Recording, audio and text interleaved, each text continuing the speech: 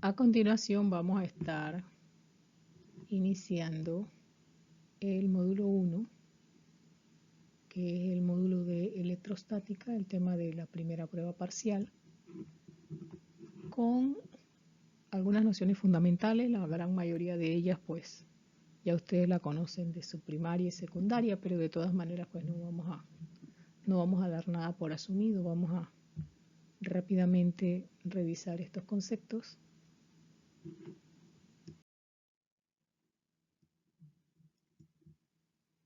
En este curso vamos a estar estudiando los conceptos relacionados con electricidad, magnetismo, y después veremos que son parte de una sola y misma cosa, que es el electromagnetismo. Pero todo comienza a partir de una propiedad fundamental que nosotros llamamos la carga. La carga eléctrica en física es una propiedad de la materia que está presente en las partículas subatómicas y se evidencia por fuerzas de atracción o de repulsión entre ellas. Porque claro, ninguno de nosotros puede ver un átomo allá adentro, pero sí podemos de alguna manera medir esa interacción que hay entre esas partículas, y que, bueno, hemos visto en física 1 que la interacción entre los componentes de un sistema se llama fuerza. Entonces vamos a ver ahora que va a haber fuerzas de atracción o de repulsión entre ellas, y ya más luego, un poquito más adelante, digamos en 1 o 2 semanas, veremos pues lo que son, que esto se hace a través de campos electromagnéticos. Cuando yo digo que la carga es una propiedad fundamental, a lo que me estoy refiriendo es que toda sustancia contiene partículas cargadas, independientemente de que el valor de la sumatoria de las cargas sea o no igual a 0.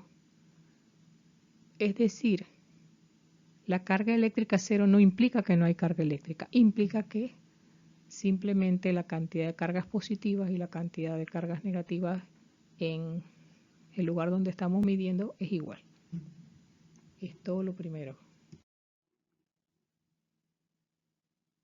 Y entonces el estudio de el electromagnetismo que vamos a hacer durante Física 2 va a comenzar con unas condiciones de electrostática, es decir, vamos a considerar que en un principio nosotros podemos conocer cuál es la posición de esas cargas, porque se encuentran, de alguna manera las hemos fijado en una posición antes de liberarlas para ver qué va a ocurrir con ellas.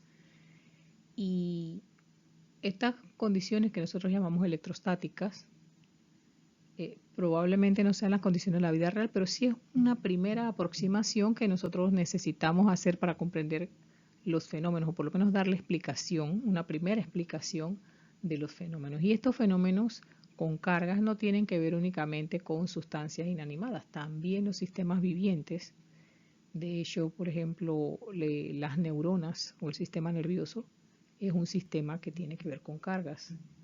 Así es que es importante, y de alguna manera también vamos a estar examinando algo, y bien sea que lo veamos aquí o que ustedes amplíen mediante alguna pequeña investigación.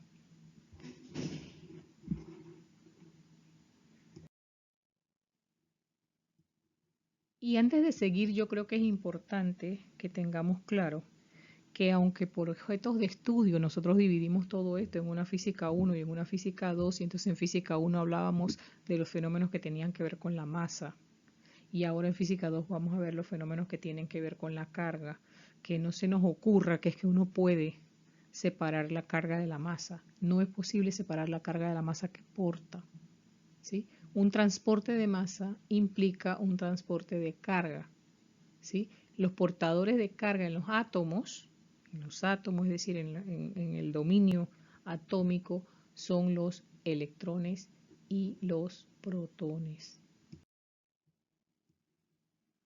Y bueno, entonces vamos a estar estudiando estas interacciones que hay entre cargas eléctricas, pero sí me gustaría que tomáramos en cuenta algunos hechos curiosos. Lo vamos a ver un poquito más adelante, porque casi estoy segura que todos ustedes, si les pregunto ¿qué ocurre con las cargas iguales?, me van a dar la respuesta. Lo mismo que si yo les pregunto a ustedes ¿qué ocurre con las cargas distintas?, también me van a dar la respuesta. Pero luego, cuando lleguemos a ese punto, vamos a hacer una preguntita para ver si siempre es de esa manera. Así es que tenemos que ver primero que no necesariamente hay un solo mecanismo de transporte, transferencia de carga.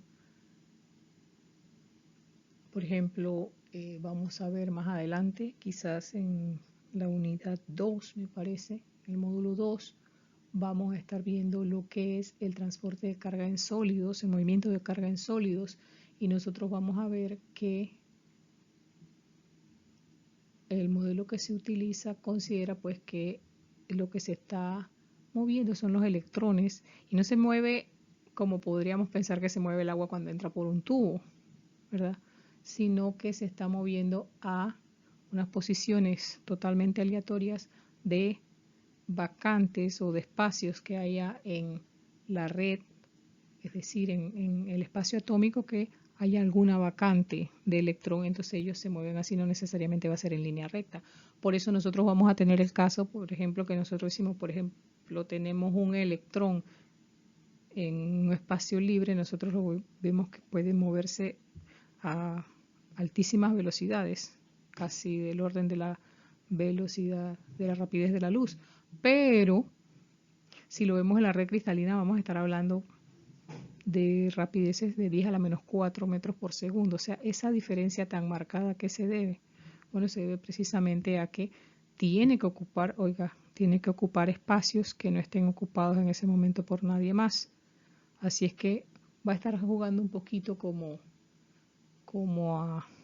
cuando usted está dentro de un bus, ¿verdad? Que usted tiene que tratar de pasar por donde no haya más nadie. Y bueno, usted dirá, bueno, pero es que eso no es posible, profesora. Uno cuando está en un bus a veces sin querer queriendo toca a la persona. Bueno, aquí también ellos van a estar friccionando y por eso nosotros vemos efecto de calentamiento cuando hay movimiento de carga. Todo eso lo vamos a estar viendo, pero más adelante cuando se dé, probablemente en la unidad 2 y al final de la unidad 2. Mientras que hay otro tipo de movimiento de carga que se da, digamos, en los fluidos o en los líquidos, por decirlo así, y ahí ya se da no el movimiento de electrones que se da en los sólidos, sino se da el movimiento de iones, es decir, partículas cargadas que provenían probablemente de un átomo entero o de una molécula que por alguna razón ha perdido o ha ganado un electrón de más o más electrones, entonces es una especie cargada. Pero su masa es muchísimo mayor que la del electrón porque es casi la masa de un átomo de lo que vaya a ser el ion, o pudiera ser también una molécula que ha perdido algún electrón o algunos electrones. Dependiendo del número de electrones que tenga un átomo o un ion, pero en específico vamos a hablar primero de los átomos porque los átomos dan origen a los elementos y los elementos están clasificados en una tabla periódica. Esta tabla periódica contiene muchísimos datos. Aquí yo los he separado en masa atómica y número atómico. El número atómico en los átomos neutros, es decir, que no han perdido ni ganado ningún electrón adicional de los que tienen ellos en su estado natural, pues el número atómico es igual al número de protones, pero que también es igual al número de electrones. Así es que nosotros podríamos decir, si queremos saber la configuración electrónica, que es una cosa que o han dado o van a dar muy pronto en química, nosotros vemos que se forman grupos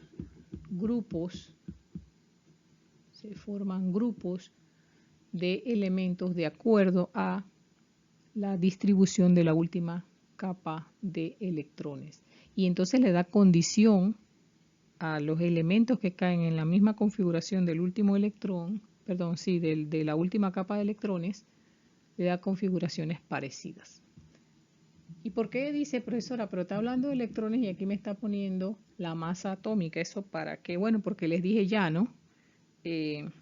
Transporte de carga implica transporte de masa. Así es que cuando vamos a estar trabajando esto a nivel de ejercicios o de problemas que queramos resolver, tenemos que tomar en cuenta no solamente cuántos electrones tenemos, sino también qué masa atómica tiene ese elemento. Antiguamente llamábamos valencia al poder de combinación de los átomos que se relacionaba íntimamente con su configuración electrónica, es decir, con los electrones en su última capa atómica.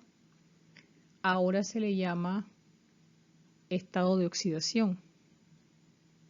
No necesariamente se está oxidando. Ustedes aprenderán después en química que no existe solo oxidación, existe también reducción. Pero bueno, de momento nos sirve saber que en la tabla periódica están los más habituales, que no son los únicos.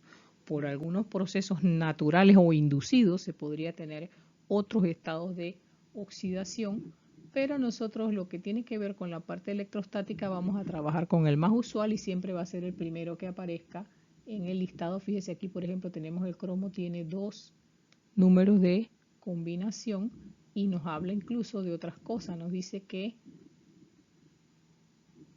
pudieran tener algunos estados de oxidación positivos y otros estados de oxidación negativos. El mismo elemento, ¿verdad? Y estará uno por ahí diciendo, bueno, profesora, ¿y entonces usted va a dar la clase de física o va a dar la clase de química o cuál es la clase que usted va a dar? Porque aquí la veo que está hablando de ambas cosas. Bueno, lo que ocurre es que como el curso tiene que ver con fenómenos eléctricos y fenómenos magnéticos, y en el caso de los fenómenos eléctricos, entre estas cargas se dan por interacciones en las últimas capas atómicas, que es lo que acabo de decir, tiene que ver entonces mucho con su configuración electrónica, ¿ya? Y puede explicarse con el modelo atómico planetario. ¿Ve? Yo quiero que quede claro, es que no existe solamente interacciones eléctricas entre las cargas, también pueden haber interacciones de tipo nuclear, también pueden haber interacciones de otro tipo o interactuar no solamente con una carga, sino también con materia o hasta con luz. Hay muchísimas cosas. Entonces lo que quiero decir es que este curso va a tratar únicamente los fenómenos eléctricos, algunos de ellos, y van a tener que ver, o los vamos a explicar a través del modelo atómico planetario. Funciona muy bien para esta explicación. El modelo tuvo que irse mejorando y cambiamos de modelo, incluso se descartó porque no podía explicar algunas cosas, pero lo que tiene que ver con las interacciones eléctricas las explica muy bien. Así es que, para el que no recuerda, pues un modelo es lo que se utiliza para explicar un fenómeno en física, ¿verdad? Así como usted tiene una modelo que es una mujer hermosa o un modelo, un hombre muy guapo, que usted lo utiliza para vender, entonces tiene una característica que probablemente todo mundo desearía tener para sí mismo y por eso usted utiliza a una persona que tiene esa característica para vender. Acá en física no estamos vendiendo nada.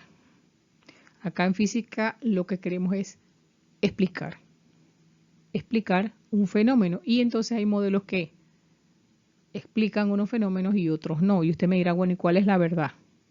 Bueno, es que la verdad es muy compleja y nosotros cada vez que estudiamos la relación entre variables de 2 en 2, entonces no todos los fenómenos son única y exclusivamente de 2 variables.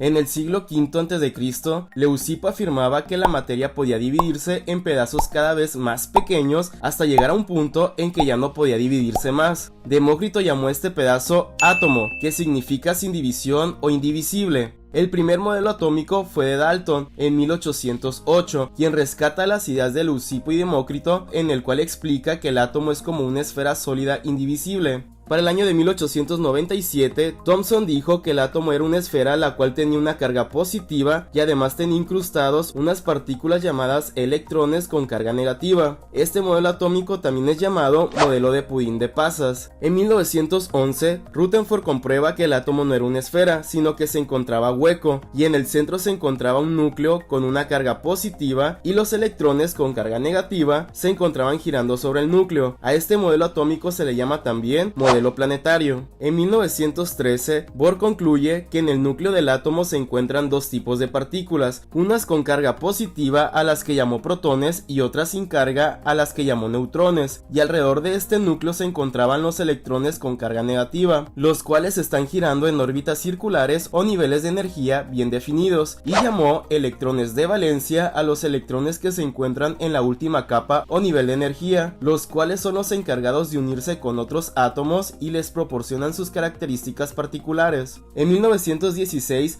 Sommerfeld argumenta que las órbitas o niveles de energía de los átomos son elípticas y no circulares, y además existían subniveles dentro de los niveles de energía. En 1924, Rödinger plantea un modelo matemático también llamado modelo cuántico ondulatorio. No se puede saber con exactitud la ubicación del electrón y por lo tanto él habla de nubes de probabilidad en donde podríamos encontrar a los electrones. Y finalmente el modelo actual surgió en 1928, propuesto por Dirac-Jordan, que es un modelo mecánico cuántico en donde ya no se habla de órbitas, sino de orbitales, que son regiones en el espacio en donde la probabilidad de encontrar a los electrones es máxima. Interesante, ¿no? Acierta ciencia.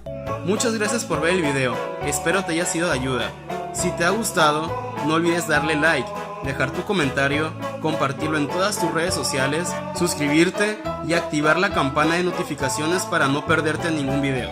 Mis redes sociales se muestran en la caja de información y nos vemos hasta la próxima.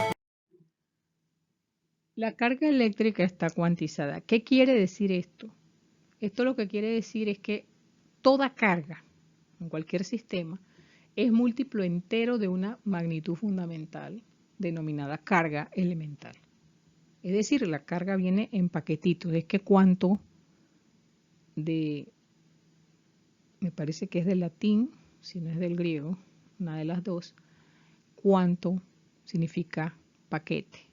Así es que cuando digo que la carga está cuantizada es que viene en paquetes. Es como si usted va, digamos, a un supermercado y ahí le venden las libras de azúcar. Por ejemplo, le dicen, bueno, 1 libra de azúcar y usted compra el paquete de 1 libra de azúcar. No le venden media. Bueno, la carga tampoco se vende en medias, ni en cuartos, ni nada de eso. El cuánto de carga equivale a 1,60 por 10 a la menos 19 coulombios. Puede ser positivo, puede ser negativo.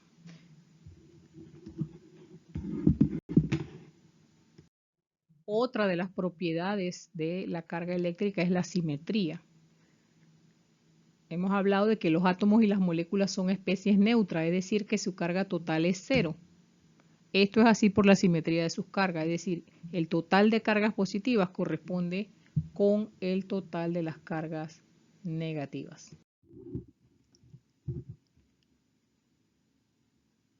Otra de las propiedades de la carga es la conservación de la carga. Y es que si tenemos un sistema cerrado, es decir, donde no puede salir ni entrar carga, la carga eléctrica se mantiene constante. ¿Y esto por qué? Bueno, si nosotros estamos diciendo que el transporte de carga implica transporte de materia, la viceversa también va a ser cierta. Así es que la conservación de la materia va a implicar conservación de la carga. Si la partícula, por ejemplo, que porta la carga es un electrón, digamos, yo no puedo inventar electrones. Los electrones tienen una masa, así es que no puede aparecer súbitamente un electrón adicional, ni puede perderse porque estaría perdiéndose masa. Como siempre vuelvo y repito, ya lo he dicho en otra ocasión, debemos tener presente que el cero de carga no implica que no haya carga, sino que la suma de las cargas positivas equivale a las negativas. Y bueno, siempre que hablamos de la carga, como ya hemos dicho que está cuantizada, digamos el tamaño de las partículas hace que se refieran a la escala cuántica. En la escala cuántica la masa, la energía y el tiempo dependen de la rapidez con la que se desplaza el observador. Pero con la carga no es así. La carga es un invariante en que su medición no va a depender de esa rapidez con que se desplaza el observador. Así que esa es otra de las propiedades de la carga eléctrica, es su invarianza.